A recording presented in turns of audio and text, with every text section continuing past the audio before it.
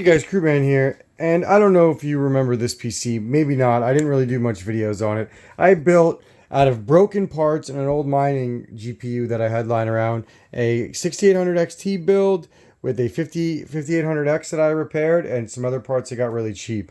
Long story short, I needed a new office PC to take into work, and this was going to be that PC. And everything was working great, and I bought this Thermaltake case. It's pretty good, thanks to Paul's Hardware for recommending it to me. And then this happened. I got a really, really good deal on a Sapphire Toxic. Whoops, the box is huge. But I got a really, really good deal on it. And it has a 360 millimeter AIO, and there is no way it's going to fit into this. So, we're going to take this apart and cue my new case. The Asus Prime AP220. This baby is gonna hold this GPU along with these computer parts. So guys, stay with me as I get this built.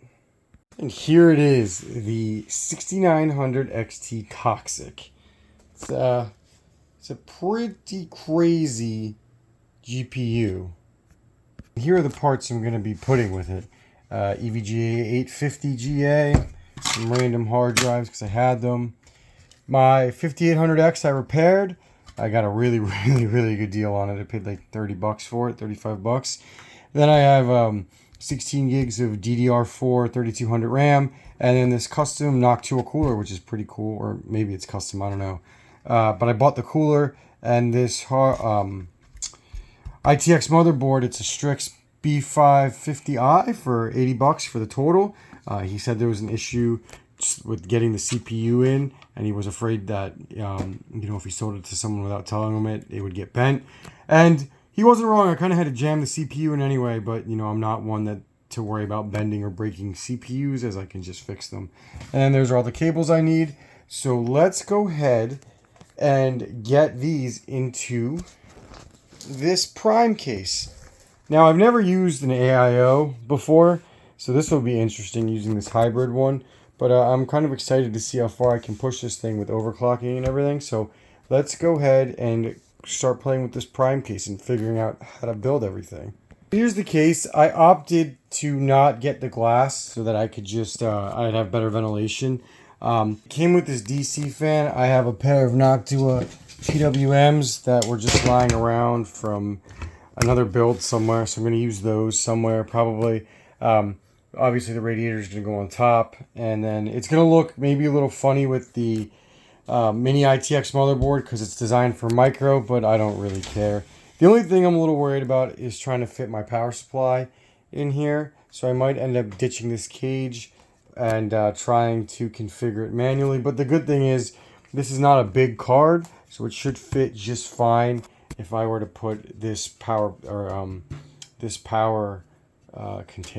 bracket case, whatever you want to call it, on the bottom of this. So let's start building. All right, so definitely looks a little weird with a mini ITX motherboard, but it gets the PSU fit.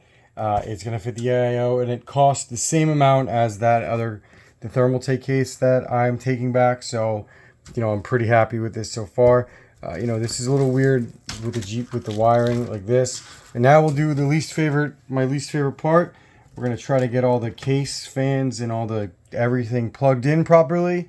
And then I'm going to install the GPU, check out the thermals, and make changes as I go.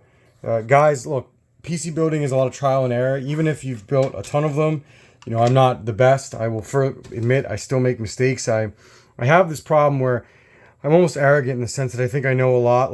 I know a lot, but I think I know everything. And I make silly mistakes that, maybe if you were like a first-time builder and you would read or you would take precautions, you would do it.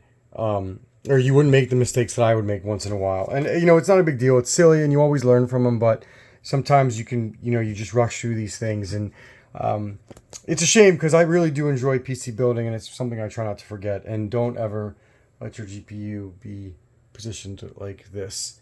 So I'm going to start wiring this back up, and we'll get everything set up, and I'll be right back.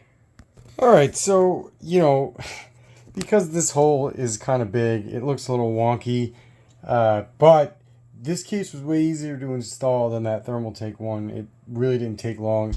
This is still a little weird in here, but you know, it is what it is. So now we're going to get the GPU fit. I mean, I have plenty of room and plenty of room for the radiator. So let's get it put in and see how it goes. This is actually my first time ever installing an AIO. I just usually avoid them. It's installed right now. All right, so it's installed. This is I mean, you can definitely tell it's a little awkward. I mean, I'm glad I didn't get the glass panel because it would look ugly having all of these wires kind of shoved in there. I really don't have a better way to do it. As far as the airflow goes, I don't think I'm going to add any extra fans, guys. I mean, we just have one exhaust, but with all the mesh, I honestly don't think there's going to be a problem, especially with this 365 AIO. Honestly, if there is, I'll just add some, probably some push fans up here to blast into the GPU. But I think it's done. I mean, like I said, it's not the prettiest build. And you can see I still kind of have to figure out how to make this stuff not stick out in the back. But I don't have any problems with it. I mean, it was definitely easier to build in than the Thermaltake, but the Thermaltake was a unique one and it looked pretty cool and it was really easy to hide all the wires. Unlike this one, but I am not using, a micro ITX board. I don't really have one. I have an Alienware Dell thing, but I don't want to use it. That's a long story on that one. So I'm going to just try to go ahead and seal this up and then let's start benchmarking it. And here it is with the panel on. So it fell on my other 6900 XT and the 3060. Well, actually, it fell on these fans first because I lost balance of it. But you can't really see inside, which is kind of nice. It makes me really glad I got that panel. But I'm pretty happy with this thing. Everything is pretty flush. One other comparison I wanted to do. I wanted to compare it to my 7900 XTX and 5900X rig. This is my LAN PC that's normally not even in my house, but I brought it home for the summer just to do some testing. I'm sorry, for the winter to do some testing. But you can see it's way, way, way bigger. This prime case. So this isn't exactly like an ITX case. It's not a big case. If you compared it to my Fantex P600S, it's a lot smaller. But it's not exactly a small case. Whereas, the amount of things I shoved into this case never will cease to amaze me, and the thermals on this thing are phenomenal. But, I just wanted to give you that comparison. This case is cool, but it is not a small one. All right, I call this one done, and I'm going to go benchmark this thing right now. So before I get to the performance, let's quickly go over the specs. 6900 XT Toxic is the GPU. We've got a Ryzen 5800X as the CPU. The motherboard is a B550i Strix gaming motherboard. We've got 16 gigs of DDR4 memory, 32 gigahertz. We've got 256 M.2 NVMe drive for the boot drive. We've got a 512 SSD and an EVGA Gold 850 watt power supply. So as you can see with the COD benchmark, it basically maxes out my monitor at 1440p. I have a 165 Hz Gigabyte MQ27 monitor for this PC.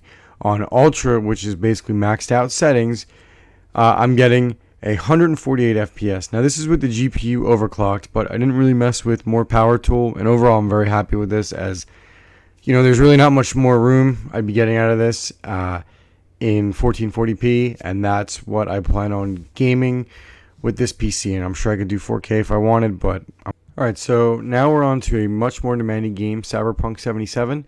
The first setting I tried was ray tracing on max and FSR off. As if you guys know anything about me, you'll know that I prefer upscaling off wherever possible. Now I know the 6900 XT is a generation behind NVIDIA in terms of ray tracing, so I was curious what it could do. Got 30 FPS, not really playable. The lows kind of ruin the immersion, but it's close. So then I tried the same settings, except I lowered the ray tracing to medium, and I got 43 FPS. Now that is actually pretty playable, and I messed around with it for a little bit, and I think that would be my preferred settings, as the minimums still were over the 30 FPS mark, and I generally enjoyed myself while I was messing around with those settings, and it looked pretty well. I was actually kind of impressed with how AMD handled the ray tracing in that regard.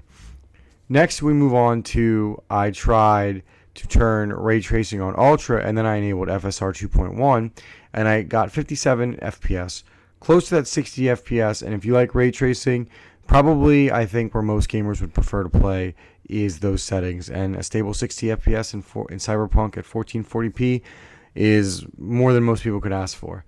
So then what I tried was I tried turning ray tracing off, and then I turned upscaling off, and I wanted to see what I could get. And I felt like this is where the 6900 XT really got into its own, as I was getting a stable 100 FPS average. Did really, really well on that.